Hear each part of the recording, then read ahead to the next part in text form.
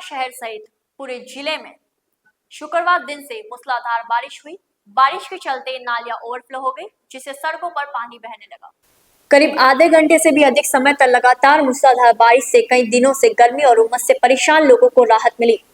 बारिश के कारण शहर की सड़कों पर पानी भर गया और लोगों को अपने दैनिक कार्य करने में परेशानी का सामना करना पड़ा। इसके अलावा बारिश के कारण शहर के कुछ हिस्सों में जलभराव की समस्या भी उत्पन्न हो गई। लोग बारिश के कारण अपने घरों में कैद होकर रह गए और बाहर निकलने से बचते रहे। बारिश के कारण शहर के विभिन्न हिस्सों में यातायात प्रभावित हुआ और लोगों को अपने एक स्थान से दूसरे स्थान तक पहुंचने में परेशानी हुई।